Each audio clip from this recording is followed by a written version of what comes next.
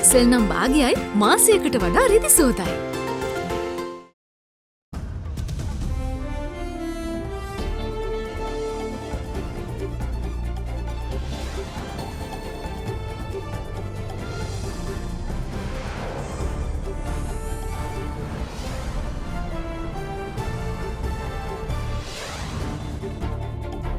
Tonight, hope. Sri Lanka settles $1 billion international sovereign bond. It is true, it is not very comfortable. There were times when we resolved problems of this nature without that kind of IMF intervention. Hiding the facts. The AG's department tells court of attempts to conceal facts and contradictory statements from Badiuddin in-laws as suspects remanded until the 9th of August. Public warning. Health authorities reveal a very high possibility that the Delta variant could be spread across the country. D-Day. All hopes for the resumption of education lay with today's cabinet meeting. All that and much more coming up on First at 9. This Monday, the 26th of July, 2021. Signal charcoal lemon දන්තාලේපය සුදුවන් දද්දිපලක් ලබා දෙයි. සිරිලක සිනා සුරකේවා. From AdaDerana, this is AdaDerana First at 9. Live from Studio 24 in Colombo. Good evening and welcome to First at 9. I'm Dhammike Kanaka. Now then, Deputy Director General of Education and Research at the Ministry of Health, Dr. Hemantha Herath, says that there could be an unknown number of the highly contagious Delta variant of COVID-19 undetected in the community. He added that creating an environment for the variant to spread will lead to an increase in infections, and therefore it is important to adhere to health and safety precautions. Director General of Health Services Dr. Asela Gunawardena has confirmed that Sri Lanka has so far recorded at least 68 infections of the highly contagious Delta variant of COVID-19. The confirmation came after the University of Sri Jayawardenapura conducted gene sequencing tests on randomly obtained samples. However, Deputy Director General of Education and Research at the Ministry of Health said today that there could be more Delta variant cases undetected in the community. He added that not all samples are specifically tested for the Delta variant as it is an inefficient approach. මේ වන විට අඩු වැඩියෙන් ලංකාවේ සෑම දිස්ත්‍රික්කයකම delta ප්‍රභේදය ආසාදනය වුණු රෝගීන් ඉන්න පුළුවන්. මේ දක්වා ලංකාවේ කරලා තියෙන පරීක්ෂණවලින් එස්ටිමේට්තුව තමයි විශේෂයෙන් බස්නාහිර පළාතේ කොළඹ ප්‍රදේශයේ 20-30ක් පමණ ප්‍රමාණයක් ඉන්න පුළුවන්. අනෙක් ප්‍රදේශවල ඊට අඩු වැඩි මාසයෙන් වෙන්න පුළුවන්. නමුත් ඒ පිළිබඳව ස්ථිර වචනයක් මේ විදිහට ප්‍රකාශ කරන්න අමාරුයි. නමුත් අනිවාර්යයෙන්ම ඒ ප්‍රභේදය තිබෙන බව බය නැතුව කියන්න පුළුවන්. එවැනි තත්ත්වයක් තුල පිට කළ හැකි දේ මොකක්ද? මේ රෝගය මම නැවත නැවතත් අවධාරණය කරනවා මේ ප්‍රභේදවල බෝවීමේ හැකියාව වැඩි කියන්නේ බෝ වෙන්නට ඉඩ දුන්නොත් පමණයි ඒකට ඒක බෝ වෙන්න පුළුවන් වෙන්නේ. ඒ නිසා බෝ වෙන්නට තියෙන ඉඩ අවම කර ගැනීම සඳහා අවශ්‍ය කරන සියලු සෞඛ්‍ය මාර්ගෝපදේශ ඒ අයුරෙන්ම ක්‍රියාත්මක කිරීම වැදගත් වෙනවා. Meanwhile, yesterday 1,666 new infections were reported from the island. The number also includes 10 imported cases. The Colombo district confirmed the highest number of daily infections yesterday with 360. Further, 256 cases were confirmed from Gampha, 139 from Kaluthara, 172 from Galle, 170 from Ampara, 71 from Jaffna, 60 from Hambantota, 54 from Kandy and 52 from Nuwara. The remaining 17 districts accounted for 315 fresh cases. Meanwhile, on the vaccination front, Sri Lanka received 90,000 more doses of the Pfizer vaccine this morning, after the batch was transported to the National Blood Centre in Narayanpeta via aboard refrigerated trucks and stored at the premises. In the meantime, 320,072 inoculations were conducted in Sri Lanka yesterday. Out of this number, 271,402 shots of Sinopharm were administered as the first dose, while 11,485 were given as a second dose. 37,385 people, meanwhile, were given the first dose of the Moderna vaccine. No inoculations were conducted with the use of the Pfizer vaccine yesterday. By last evening, a total of 7,434,297 people had been administered with at least one dose of a vaccine against COVID-19. Out of that number, 1,806,612 people had been given both doses, making them fully immunized. As for COVID recoveries in Sri Lanka, there were 1,405 today. That sends the overall tally to 269,007. There were also 1,108 new cases of the virus today, taking the number of active cases in the island to 24,428. අඩසේ වසකට වැඩි ජනතා විශ්වාසය නව සංයෝගයකින් Rhino රෝෆිං සහ සීලිං sheet. Now then, the unexpected change in the weather seen since yesterday has resulted in a heavy deluge reported in Colombo, with the district of Kegel by far the worst affected. The meteorology department predicts that this will continue tomorrow, but expect it to subside. Since last evening, a sudden change in weather pattern was observed as heavy showers fell in the southwestern parts of the island, as well as in the central hills. Further, the heavy deluge left several streets in Colombo inundated. As such, the public found it difficult going even in vehicles.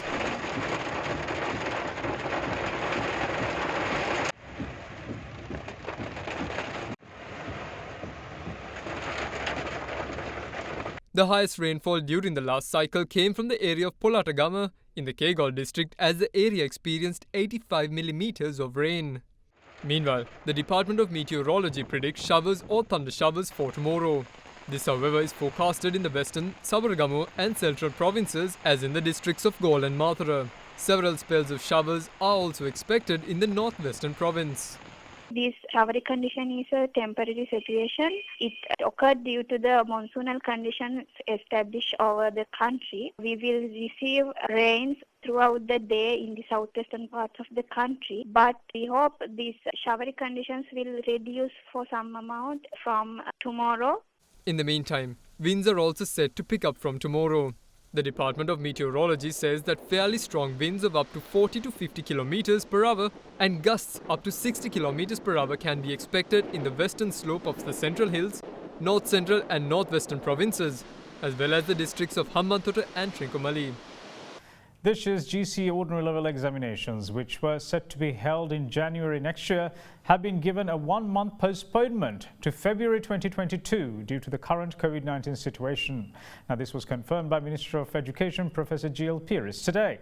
Meanwhile, the minister also expressed hope that a cabinet paper that is set to be taken up at the cabinet meeting this evening may be the solution to the island-wide teacher union strike that entered its 15th day today.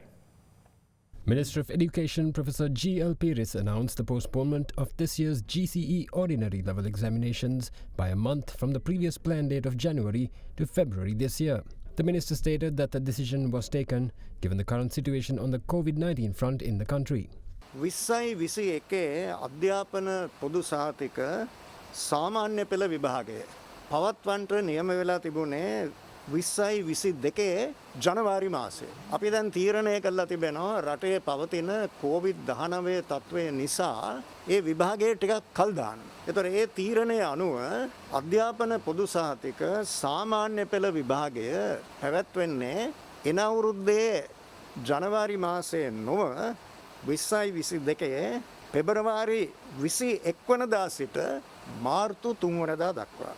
Meanwhile, with the prevailing teacher trade union strike continuing for the 15th day and no agreement reached as yet, the education minister was set to table a cabinet paper earlier this evening that he says might bring an end to the deadlock.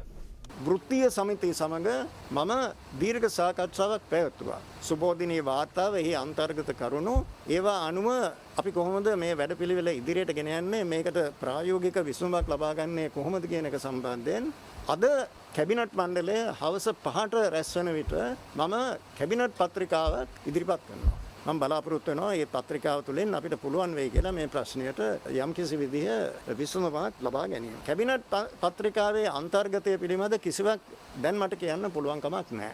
Cabinet සාකච්ඡාවෙන් පසුව තමයි ඒ පිළිබඳ විස්තර අනාවරණය කරන්න පුළුවන් වන්නේ. ඒත් මම වෘත්තීය සමිතිවලට කියලා තියෙනවා අද හවස කැබිනට් මණ්ඩලය රැස් වෙන්නේ. ඒ සාකච්ඡාවෙන් අනතුරුව හෙට උදේම මම ඒ වෘත්තීය සමිතිය හමු වෙනවා කියලා අනාගත වැඩපිළිවෙල සාකච්ඡා කිරීම සඳහා අපි විශ්වාස කරනවා මේ ප්‍රශ්නය निराකරණය කිරීමට පුළුවන් වෙයි කියලා. In this backdrop, the trade unions have once again sounded out the fact that the strike will continue if the forthcoming discussions turn out to be uneventful. අපි බලාපොරොත්තු වෙනවා මේ කැබිනට් පත්‍රිකාව හරහා අපේ වැටුප් විෂමතා ඉවත් කිරීමට අදාළව සුබෝධනී මහත්මියගේ ප්‍රධානත්වයෙන් පත් කරන ලද කමිටුවේ වාර්තාව ක්‍රියාත්මක කිරීමට අදාළව මේ කැබිනට් පත්‍රිකාව යොමු වෙයි කියන කාරණාව. මොන තර්ජන මොන ප්‍රකාශ කළත් අපි මේ ප්‍රශ්නේ ජය ගන්නතුරු අපේ ක්‍රියාමාර්ගය ඉස්සරහට යනවා. Meanwhile, protests continued throughout the day today in several locations in the island. One such protest, organized by the Samagi Janabalabegi Alliance Samagi Education Employees Union, was held in front of the Ministry of Education in Paravatta. Similar protests were also held in Tangol, Mahaoyal, Ambalangoda and Puttalam as well. Large crowds of protesters in Tangol led to heavy traffic congestion along the Gaul Road. We will see on the other side of this break. Bear with us.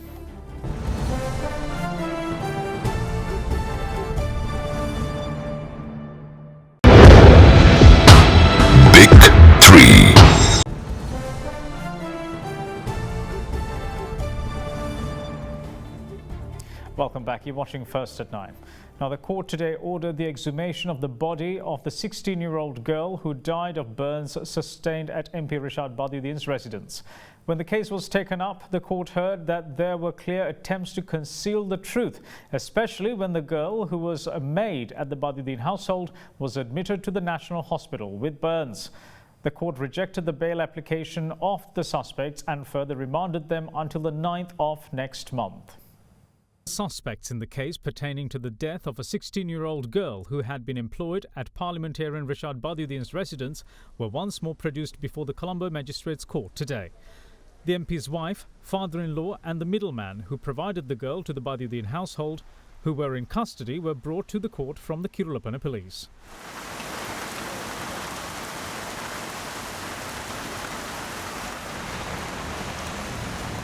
Further, MP Badiuddin's brother-in-law, who was arrested over the alleged rape of another girl at the MP's official residence when he was a minister, was also produced before court. The 4 suspects were brought to court amid heavy security.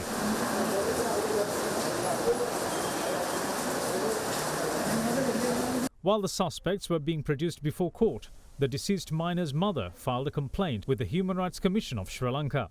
She called for justice for her daughter and urged another post-mortem examination. මගේ දුව වැඩ කරපු ගෙදර මගේ දුවට ගොඩාක් අපරාධ කරලා තියෙනවා. මොකද මගේ දුවට කෑම දීලා නැහැ. ඒ ළමයාව තනියෙන් දාලා ගේ ඇතුලේ වාලා තියලා තියෙනවා. ඔය පොඩි කාමරේ මම කියලා ඒ කාමරේ බැලුවා. අඩු ගානේ බල්ලෙකුට ඕකින් ඉන්න බෑ. මගේ ළමයාගේ මරණ රිපෝට් එකේ මට සැකයක් තියෙනවා. ඒක කරලා තියෙන්නේ මුස්ලිම් ડોක්ටර් එක්කනේ. ඒ වගේම එතන හිටියේ අපි පළවෙනි දවසේම ඒගොල්ලන් ගෙදරට එක්කන් ගියා. අපි බොරළ පොලිසියට එන මේ එක්කන් ගියේ. එතෙන්ට එක්කන් යනකොට තිට්ටියේ පොලිසිය මාත්‍යා මුස්ලිම් එක්කනේ ඉන්නේ. ඉතින් ඒගොල්ලෝ ඔක්කොම මේ වගේ කරලා තියෙන ඉඳා ඒක බොරුවක් කියලා මම දැනගත්ත නේද? ඒ නිසා මරණ රිපෝට් එකෙන්වත් මට සැකයක් තියෙනවා. ඒක ආපහු අපිට කරලා එතන මොනවද සිද්ධ වෙලා තියෙන්නේ කියලා අපිට ඉදිරිපත් කරලා ඒගොල්ලන්ට හරිය දඬුවමක් ලබා දෙන්න ඕනේ. When the case was taken up before Colombo Additional Magistrate Rajindra Jayasuriya, Deputy Solicitor General Dilip Piris submitted an 8-page report on the progress of investigations to the court. He told the court that the case is also linked to child slavery and that the investigations have found the deceased girl to have not only been used as a maid but also for sexual activity. He also requested the exhumation of the girl's body and to conduct another post-mortem examination. Accepting the request, the additional magistrate ordered a new post-mortem to be conducted by a team of senior judicial medical officers and to produce a report. While rejecting the bail request made by the suspects, the magistrate said that it seems MP Badiuddin's father-in-law had attempted to alter the true facts when the girl was hospitalized. She added that since the suspects have ties with people at higher echelons of society, their release could lead to witness intimidation and destruction of evidence. The Deputy Solicitor General told the court that since MP Badiuddin was the head of the household at which the girl suffered the burns, he expects to produce the MP before court as a suspect in the case. He added that MP Badiuddin's father-in-law had given the child's name as Ishani and declared her age to be 18 when she was admitted to the National Hospital. Further, a bottle of kerosene was found on the bed at the hut-like lodgings the girl had been given. He noted that a lighter too was found under the pillow. The Deputy Solicitor General went on to say that another girl who had worked at the Badiuddin residence before had revealed that kerosene was not used at the house. He added that when Badiuddin's mother-in-law was questioned about the kerosene, she had said that the driver had brought it, which was then contradicted by the driver. He went on to say that though MP Badiuddin's wife initially gave a statement saying that the girl caught fire when attempting to set alight a string, In the statement given by her to the Boralla police later, she says that she saw the girl's burns after coming to the girl's side upon hearing her screams. The court also heard that after the girl's death, an individual clad in similar attire to that of a police uniform had called the girl's brother. During the call, that particular individual had told the girl's brother not to take the matter further and had influenced him not to go to the police. Further, 50,000 rupees had been given to the girl's brother initially, followed by another 50,000 rupees towards funeral home expenses. The Deputy Solicitor General noted that given what the investigations have uncovered, it is clear that there were efforts to keep the matter from surfacing. He added that though 8 CCTV cameras are in operation at the Badiuddin household, on the day of the girl's death, 6 cameras had been inactive from 6:30 a.m. Calling the findings suspicious, the Deputy Solicitor General called for an investigation pertaining to that matter as well. Colombo Additional Magistrate Rajendra Jayasuriya then ordered to further remand MP Badiuddin's wife, his father-in-law, brother-in-law and the middleman who supplied the child until the 9th of August. The Central Bank of Sri Lanka confirms that the scheduled $1 billion international sovereign bond settlement has been credited today. With that, Sri Lanka's foreign reserves have reduced to $3 billion, which Central Bank Governor Professor W.D. Lakshman, during an interview with us, admits may not be ideal. But he adds that unlike what Sri Lanka's detractors claim, historical data shows that seeking out the International Monetary Fund has not really solved Sri Lanka's problems. Professor W.D. Lakshman in conversation with Indiva Riyamwatha at Hyde Park on AdaDerana 24 at 10 p.m. tomorrow.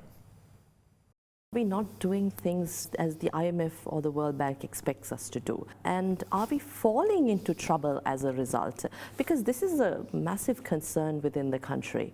I can see almost daily in newspapers there is the advice given to the government by various people that the only solution is going to the IMF. But even within Sri Lanka there were times when we resolved problems of this nature without that kind of IMF intervention. Also, over the last 40 years or so, there were so many IMF interventions in this country. There were 16 or 17 IMF programs, but we have not been able to get out of this problem and get a sustainable growth during this period. Instead, some of the problems which bothered us in the 1970s, 80s, continuing to bother us, like foreign exchange scarcities, exchange rate volatility. But I think there are alternative ways of doing things. How bad is our foreign reserves position, if I may ask, Governor? There were worse periods. It is true, it is not very comfortable. We had much larger foreign reserves in the past. But still, currently we have about 3 months worth imports in foreign exchange. That is perhaps the minimum we should maintain. So by the time we repay these ISPs, then there will be further reduction and we have to replenish that. And we have certain plans of doing that by about end of or before the end of next month. What measures are we taking? What news will we hear in the future? The main approach is to depend on our export sector and to some extent also imports. Then promoting remittances from overseas workers. Then there is the much expected revival of the tourist sector. So these are the real sector initiatives we are taking. For example, the central bank itself has got involved in organizing task forces operating in various export areas. We have had about 16 or 17 task forces operating with the ministries involved. So one basic approach is we work in collaboration. The government, various ministries, departments and all that. The central bank, the banking sector, even private sector banks are helping us in this. And the exporters and producers in general. So all this will have to add to our foreign exchange reserves as time passes. Cannot happen overnight. It cannot happen in a month or two. So it has to continue happening. In the short period, we have certain foreign exchange problems. So we are getting some assistance or getting some loans or swap arrangements with foreign central banks. Then That is the 750 million or 800 million coming from the IMF, not on the basis of IMF program, which government of Sri Lanka enters with the IMF, but it's a regular creation of a certain volume of SDRs by the IMF. This has to be very clearly identified as different from getting into an IMF program on the basis of conditionalities. We will see you shortly. Bear with us.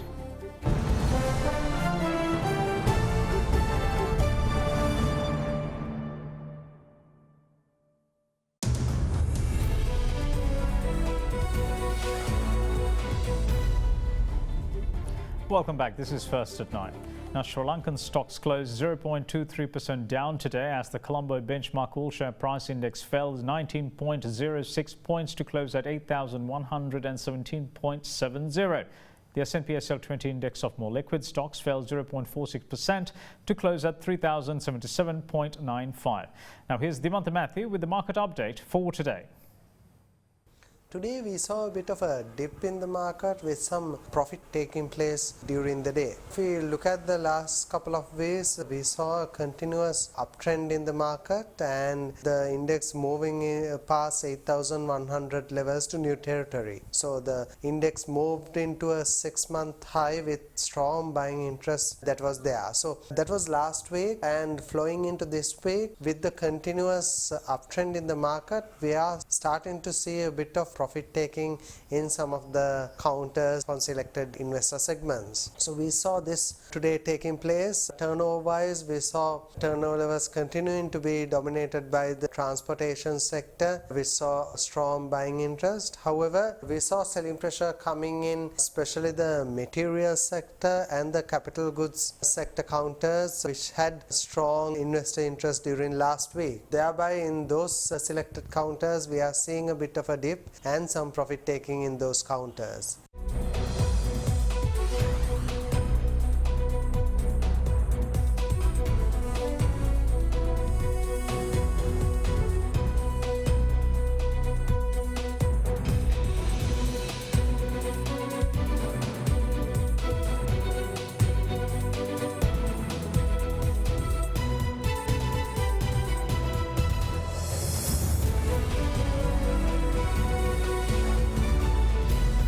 And that's it from all of us here at First at 9. Thanks for watching. Bye-bye.